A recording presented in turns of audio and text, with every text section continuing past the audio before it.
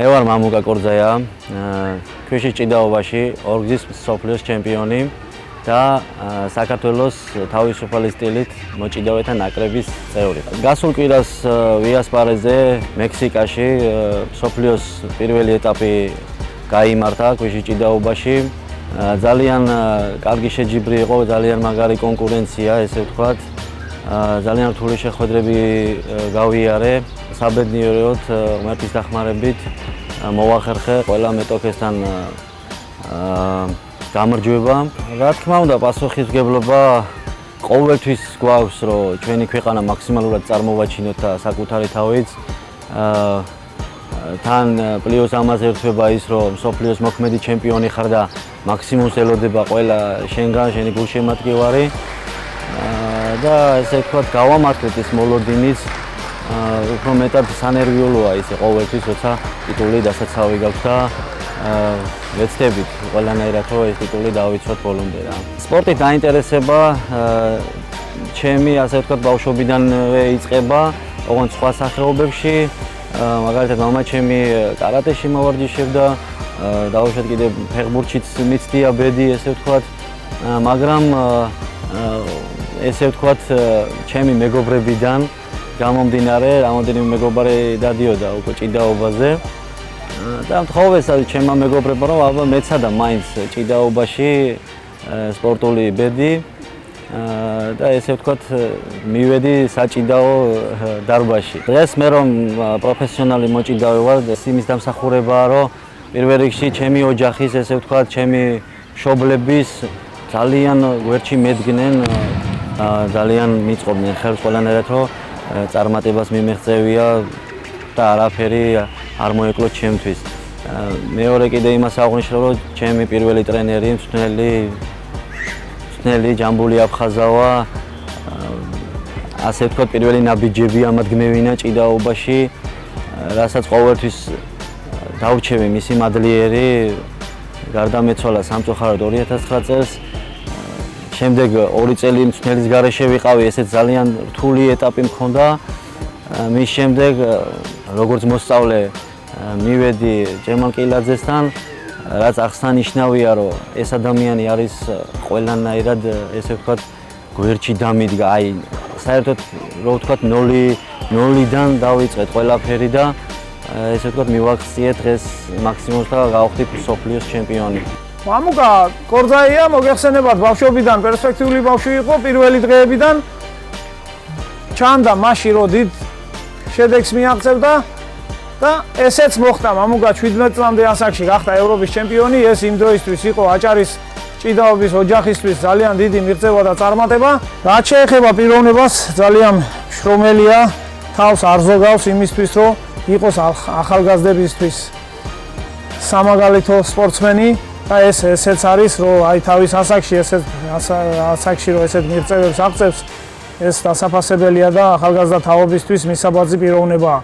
2007 წელს გამომიძახეს კადეტთა ნაკრებში, რაც ეს ძალიან მისასალმებელი იყო და სასიხარულო იმ დროისთვის ყველა სპორტსმენისთვის. 2008-ში უკვე მოვიპოვე საქართველოს ჩემპიონობა, სადაც უკვე გავვედი, ესე ვთქვათ, ევროპის ჩემპიონატზე პირველად. და ამ პირველივე ცდაზე მოვიპოვე ოქროს მედალი ევროპის ჩემპიონობა ვიზეიმეთ. აი ძალიან სასიხარულო რამ იყო 2008 წელს ეს ევროპის ჩემპიონობა. შემდეგ იყო ახალგაზრდებს შორის მსოფლიოს ვიცე-ჩემპიონი გავხდი. ასევე აღსანიშნავია ის ფაქტიც, რომ 2013-14 წლებში, როცა ვირიცხებოდი უკვე ეროვნულ ნაკრებში, მივიღე ძალიან რთული ტრამვა, რომელიც 2 წლის განმავლობაში არ მაძლევდა იმის საშუალებას, რომ უფრო დიდ ასპარეზზე გამოსულიყავი და უფრო მეტად მეჩვენებინა ჩემი შესაძლებლობები. თუმცა აღსანიშნავია კიდევ ის ფაქტი, რომ 2019 წლიდან იწყება ჩემს კარიერაში, ესე ვთქვათ, ახალი ეტაპი ქვიშის ჭიდაობაში. ესეც აღსანიშნავია და ძალიან დასაფასებელია ჩემი მწვრთნელის ჯემალი კილაძის დიდი როლია ამ ყველაფერში. თავისი შემოთავაზებით, ესე ვთქვათ, რომ გვეცადა როგორ გამოგვივიდოდა ეს ქვიშის ჭიდაობა ჯემალ ყილაძეს ძალიან მაგარი ხედვები აქვს ყველა სპორტსმენის მიმართ თუ ვის რა როგორ რა შეუძლია თუნდაც თავისუფალ ჭიდაობაში, ქვიშის ჭიდაობაში. მე როგორც ნაკრების მცველი იმ გადმოსახედიდან წავიყვანე მამუკა არა თუ ჩემი მოსწავლე და არ მიმიცია მისთვის უპირატესობა ეს როგორც ნაკრების მცველის ხედვიდან გამომდინარე წავიყვანე მამუკა მასში ჩანდა ეს ქვიშა იყო მისთვის მორგებული მოსარგების სპორტი ჩემი გადმოსახედიდან ესე ვხედავდი და იმიტომაც მოხდა ნაკრებში და ნაკრებში მოხვედრის პერიოდიდან მამუკამ თავისი თავი ქვიშის ჭიდაობაში ეგრევე გამოავლინა და ეს სახეზია 2021 წელს ვიზეიმე მსოფლიოს ჩემპიონობა ქვიშის ჭიდაობაში. ასევე აღსანიშნავია, რომ მსოფლიოს ჩემპიონობა ხდება 5 სერიის მონაწილეობით და გამარჯვებებით.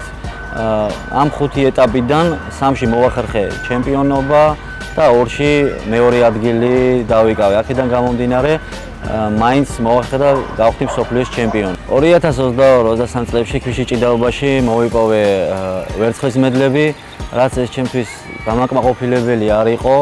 თუმცა 2023 წელს თავისუფალ ჭიდაობაში საქართველოს ჩემპიონობა მოვიპოვე. ძალიან სასიხარულო და აღსანიშნავია ეს ფაქტი, რადგან ჩემი მთელი კარიერის განმავლობაში ვცდილობდი ამ შედეგის მიღწევას და მერტის დახმარებით ესე ვთქვათ ამ შრომა დამიფასდა და გავხდი საქართველოს ჩემპიონი 2023 წელს.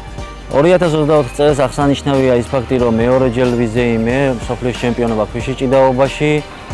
ემოციებს რაც შეეხება, ეს ემოციები იყო ძალიან ზღვა და ძალიან დიდი, ვერ გადმოვცემ პლუს ამას, რომ შენი ქვეყნის ჰიმნი აჟღერდება 20 ქვეყანაში, ძალიან სასიამოვნო შეგრძნება ეს ყველაფერი რა.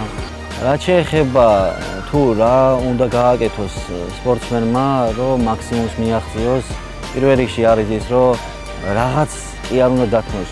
ყველაფერი უნდა გადადოს და დათმოს, რომ სპორტში მაქსიმუმს მიაღწიოს. თუნდაც ის ვთქვათ დასალევი, ღამის თევები, ყველანაირ გართობაზე უნდა თქვას უარი. შეეხება ჩემს ოცნებებს, ჩემი ოცნება ისე რომ ქვიშის ჭიდაობაში ვიზეიმოთ კიდევ ერთხელ მსოფლიოს ჩემპიონობა. რა თქმა უნდა, აქვე გამოვყო კიდე თავისუფალ ჭიდაობას, რომ კიდევ ერთხელ უმაღლესი სინჯის მედალი მოვიპოვო საქართველოს ჩემპიონატზე და საზღვარგარეთ დიდ საერთაშორისო ტურნირებზე. მე ვფიქრობ, რომ აქტიური სპორტის შემდეგ მაინც ამ სახეობაში დავრჩები და რაც შემეძლება ახალგაზრდა თაობას გაუზიარებ ჩემს შესაძლებლობებს, რომ თავიანთი მაქსიმუმი აჩვენო, რაც შემეძლება, ესე ვთქვათ, გვერდში დავდგე მომავალ თაობას. ჩემ გულშემატკივარს ვეტყოდი, რომ პირველ რიგში დიდი მადლობა გვერდში დგომისთვის. ძალიან მახარებს ეს ფაქტი, რომ გვერდში მიდგანან და მე ვპირდები, რომ გამარჯვება ჩემზე იყოს და სიხარული მათზე იყოს რა.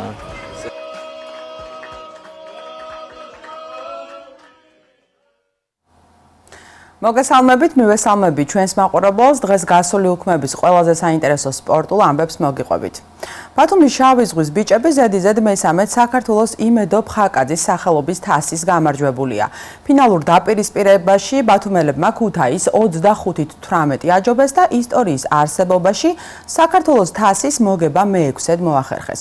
მერაბ ჭანტურიას გუნდი მომდევნო შეხვედრას უკვე ეროვნული ჩემპიონატის ეგიდით გამართავს. პლეი-ოფის ნახევარფინალურ მატჩში ბათუმი 30 მაისს სამტრედიას დაუპირისპირდება. რამდენიმე გუნდია საქართველოში, რომელიც ძაბავს ხელბურთის სიტუაციას და ქუთაისი და ბათუმი ყოველთვის ფინალური ასპარეზობაში მონაწილეობენ. დღევანდელი მატჩი რო შევაჯამოთ, ორივე თანასწორი გუნდია და მე მგონი ღირსეულმა გაიმაგრა. და მე მინდა კიდევ ერთი ბათუმის მერიას მადლობა გადაუხადო იმ ზრუნვისათვის, რასაც ჩვენ გუნდის მიმართ იჩენენ. ბიჭებს მადლობა მინდა გადაუხადო და საერთოდ ყველას. დინამო ბათუმმა ეროვნულ ლიგაში ზედიზედ მესამე მარცხი განიცადა. გიორგი ჭიაბრიშვილის გუნდი საკუთარ კედლებში ამჯერად გორის დილასთან 0-3 დამარცხდა. გორელთა მხრიდან ჟან მარკ ტიბუემ, შოთა შეყილაძემ და აბუბაქარ კონტემ გოლები გაიტანა. ამრიგად 15 ჩატარებული შეხვედრის შემდეგ დინამო ბათუმი ეროვნული ლიგის სატურნირო ცხრილში 24 ქულით მეოთხე პოზიციაზე იმყოფება. მომდევნო შეხვედრას ბათუმელები 21 მაისს სტუმრად თელავთან გამართავს.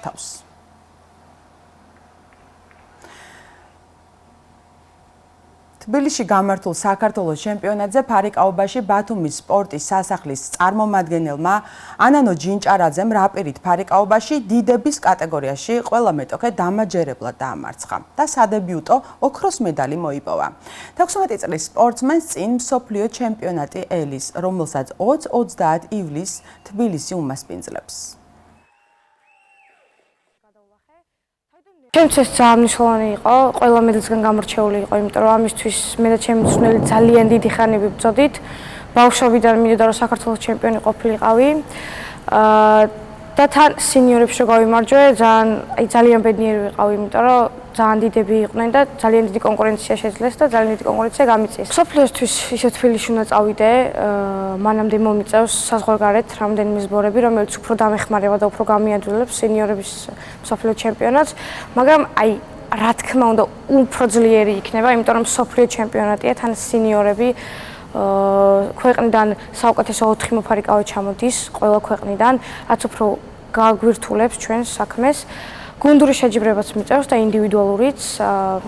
ინდივიდუალურში მინდა რომ პულკიდან გადავიდე და მაქსიმალური შედეგი დავდო, იმიტომ რომ ეს ჩემთვის ძალიან მნიშვნელოვანი იქნება. მაყოფილი ვარ ნამდვილად ანანოსგან დავიწყებ. მან სენიორებში გაიმარჯვა, პირველი დებიუტი იყო მისთვის ეს და გახდა საქართველოს ჩემპიონი. გუნდისგან უფრო მეც შედეგს მოველოდებოდი, თუმცა სამწუხაროდ გამოვკვეთა თურმაინძის შეჯიბრებას, იმიტომ რომ მან მეოთხედ ფინალში დამარცხდა თბილისელ მეტოქესთან და ვფიქრობ, რომ მას მედლის აღება შეეძლო. საერთო ჯამში გუნდისგან კმაყოფილი ვარ. 5-დან 14 მაისის ჩათვლით ბათუმის სპორტის სასახლემ ჭადრაკში საქართველოს ჩემპიონატს უმასპინძლა. ტურნირი 8-დან 18 წლამდე 6 ასაკობრივ კატეგორიაში როგორც ჭაბუკთა, ასევე გოგონათა შორის გაიმართა. აჭარის ნაკრებმა საერთო ჯამში 1 ოქროს, 1 ვერცხლისა და 1 ბრინჯაოს მედალი მოიპოვა. 16 წლამდელთა შორის ქვეყნის ჩემპიონი მარიამ კალანდაძე გახდა. ყველა კარგად თამაშობდა და ჩემთვის ეს ტურნირი საკმაოდ რთული იყო. 9-დან დავაგროვე 8 ქულა, 1 წავაგე და შემდეგში გეგმავ რომ წავიდე მსოფლიოს და ევროპის ჩემპიონატებზე. ვფიქრობ, იქაც კარგად უნდა ვითამაშო და საკმაოდ კარგი შედეგით უნდა დავდო. ქალთა და მამაკაცთა შორის დასრულდა საქართველოს ჩემპიონატი ფრენბურთში. მამაკაცთა შორის ფრენბურთის კლუბმა ბათუმმა მესამე ადგილისთვის ბრძოლაში ცაგერი დაამარცხა და ბრინჯაოს მედლები მოიპოვა. რაც შეეხება ქალებს, ბათუმი ფინალში ევროპის უნივერსიტეტის გუნდს დაუპირისპირდა. ხათუნა გიორგაძის შეგირდები შეხვედრაში დაწინაურდნენ, თუმცა საბოლოოდ 1-3 დაამარცხნენ და ვიცე-ჩემპიონობას დასჯერდნენ. აღსანიშნავია, რომ ეროვნული ჩემპიონატის დასრულების შემდეგ სხვადასხვა ნომინაციებში გამოვლიდნენ გამარჯვებულები. საუკეთესო თავდამსხმელად კაცთა შორის ბათუმის მოთამაშე მანუჩარ დეკანაძე დასახელდა, ხოლო ქალთა შორის კი ეს ტიტული ასევე ბათუმის გუნდის წევრს ელენე მექვაბიშვილს ერგო. დანიაში ხელბურთის 2026 წლის ევროპის ჩემპიონატის ფინალური ეტაპის წილისყრა გაიმართა და საქართველოს ნაკრების მეტოქეები გაირკვა. შედეგად ჩვენი ნაკრები E ჯგუფში შვედეთთან, ხორვატიასა და ნიდერლანდებთან ერთად მოხვდა. შეგახსენებთ, რომ ხელბურთში ევროპის ჩემპიონატი 2026 წლის 15 იანვრიდან 1 თებერვლის ჩათვლით ნორვეგიაში, დანიასა და შვედეთში გაიმართება. აქვე გეტყვით, რომ საქართველოს ნაკრები ევროპის ჩემპიონატზე ზედიზედ მეორედ ითამაშებს.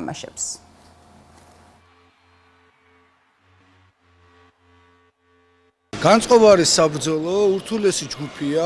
ჩვენთან მოხვდა შვედეთი, თან მასპინძელი და თან უკანასკნელი ევროპის ჩემპიონატის ბრინჯაოს პრიზიორი და ხორვატია, აგერ იანვარში რომ სოფლიო იყო, ფინალი წააგო დანიასთან დიდ ბრძოლაში. ეს ორი ფავორიტი. ჰოლანდიასთან ჩვენ წინა ევროპაზეც ვითამაშეთ ჯგუფში, მაშინ 5 ბურთი წავაგეთ.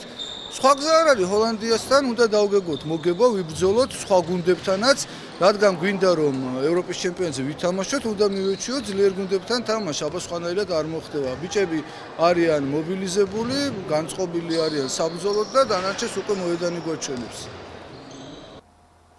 თბილისში გამართულ საქართველოს ჩემპიონატზე გოჯურიუ კარატე დოში წარმატებით იასპარეზა აჭარის ნაკრებმა. ჩვენი რეგიონის სპორტსმენებმა ჭაბუკთა და უმცროს ჭაბუკთა ასაკობრივ კატეგორიაში 16 სხვადასხვა სინჯის მედალი დაისაკუთრა. საქართველოს ჩემპიონი ანდრია გელაძე გახდა. ვერცხლის მედლებს გიორგი ხეცოიძე, თომა ჩაგანავა, ერეკლე თავდგირიძე, ნიკო კონჯარია, დავით მოდებაძე, რეზი კამლაძე და გიგი შაინიძე დასჯერდნენ. აჭარის ნაკრების ანგარიშზე კიდევ ბრინჯაოს სინჯის 8 მედალია. აქვე გეტყვით, რომ გუნდი ამ დროისთვის უკვე აჭარის ჩემპიონატისთვის ემზადება. შედარებით ძლიერი კონკურენტები იყვნენ. ადრე იყო მომენტი, სადაც მეგონა რომ მაგალითად გამიჭირდებოდა ამასთან ბრძოლა. მე ჩემი თავით ყოფილი ვარ და ვცდილობ რომ მომავალში უფრო გავუმჯობესდ. ფინალში დამაგლდა ჭიდაობის უნარები, ანუ მედი და ჭიდაობა არ ვიცი და ვცდილობ რომ მომავალისთვის ვისწავლო. მე შევეჯიბრე ერთ ადამიანს და იყო საკმაოდ ძლიერი იყო, მაგრამ ბევრი შრომის გამო დავამარცხეთ. ჩვენი ფედერაციიდან 17 მოსწავლემ მიიღო საქართველოს ჩემპიონატზე მონაწილეობა. რა თქმა უნდა, ყოფილი ვარ მომზადების დონით, ჩვენ მეტი შედეგი შეგვეძლო მიგვეღწია. უბრალოდ დიდი ფაქტორი ითამაშა, რომ ეს 16-დან 17 მოსწავლიდან 15 მოსწავლე პირველად გავიდნენ ამ ხელა ასპარეზზე. სამომავლოდ გვაქვს გეგმები, ეს აჭარის ჩემპიონატი უნდა ჩავატაროთ. დოჯო ჩელენჯი უნდა ჩავატაროთ და მოვამზადებით მომავალში საქართველოს თასისთვის. სპორტის მინისტრი ძალოსანთა ნაკრების წევრებს შეხვდა. შალვა გოგოლაძემ სპორტსმენებს ევროპისა და მსოფლიოს ჩემპიონატზე მიღწეული წარმატება მიულოცა. კონტინენტის პირველობაზე ქართველმა ძალოსნებმა 9 მედალი მოიპოვეს და საერთო გუნდურ ჩათვლაში მეორე ადგილი დაიკავეს. მსოფლიო ჩემპიონატზე კი 17 და 20 წლამდე ნაკრების წევრებმა საერთო ჯამში 13 მედალი მოიგეს. მიხარია რომ გავახალი ჩემი გულშემატკივარი, კარგი შეჯიბრი იყო. მაყოფილი ვარ ჩემი შედეგში და შემდეგში შევესწრები რომ კიდე გავახარო საქართველოს. მე დღეს პატივი მქონდა შეხვედროდი საქართველოს ძალოსანთა ეროვნული ნაკრების წევრებს, როგორც ახალგაზრდებს, ასევე ეროვნული ნაკრების წევრებს, რომლებმაც ევროპისა და მსოფლიო ჩემპიონატზე იასპარეზეს წარმატებულად დაგვიბრუნდნენ ბევრი ოქროსი და ვერცხლის მედლებით. მე მათ მიულოცე წარმატებული ასპარეზობა და დღეს როგორც მოგესალმებათ ფედერაციის ხელმძღვანელია ლაშა ტალახაძე და უსურვე მათ რომ ბევრი ლაშა ტალახაძესნაირი შედეგი დაბრუნებოდნენ მომავალში. სპორტი პრიორიტეტია საქართველოში. და ნამდვილად არ შემიძლია არ დავითახო ჩვენი შედეგებიდან გამომდინარე, ჩვენი ქართველ სპორტსმენებს მოპოვებული მედლებიდან გამომდინარე, მოგეხსენებათ წლის დასაწყისში უკვე ჩვენმა ქართველმა ძალოსნებმა მოიპოვეს მრავალი მედალი, რაც ევროპის და მსოფლიო ჩემპიონატზე, რაც ძალიან სასიხარულო არის ჩემი ახალი თანამდებობიდან გამომდინარე, მოგეხსენებათ ძალოსნობის ფედერაციის პრეზიდენტი ვარ და მიამაყება რომ ჩავიბარე ესეთი ღირსეული გუნდი და დარწმუნებული ვარ რომ აუცილებლად გავაგრძელებთ იმ წინსვლას. ქალთა საფეხბურთო კლუბმა ბათუმმა ეროვნული ჩემპიონატის მეათე ტურის შეხვედრაში ქუთაისის მართვეს უმასპინძლა და მეტოქე დამაჯერებელი ანგარიშით 3-1 დაამარცხა. ბათუმელთა მხრიდან გოლები თათია შაინიძემ, გაბრიელა კამარგომ და მარიამ მოდრეკელაძემ გაიტანეს. სტუმართაგან კი ერთადერთი გოლის გატანა მარიამ შონიამ მოახერხა. 10 ჩატარებული შეხვედრის შემდეგ ბათუმი ეროვნული ჩემპიონატის სატურნირო ცხრილში 13 ქულით მე-6 პოზიციაზე იმყოფება. გელა კიკალიშვილის გუნდი მომდევნო შეხვედრას 8 ივნისს შინ სამეგრელოს წინააღმდეგ ჩაატარებს. დღეს კი მე ამით გემშვიდობებით, ეს იყო ბოლო სპორტული სიახლე, ნახვამდის.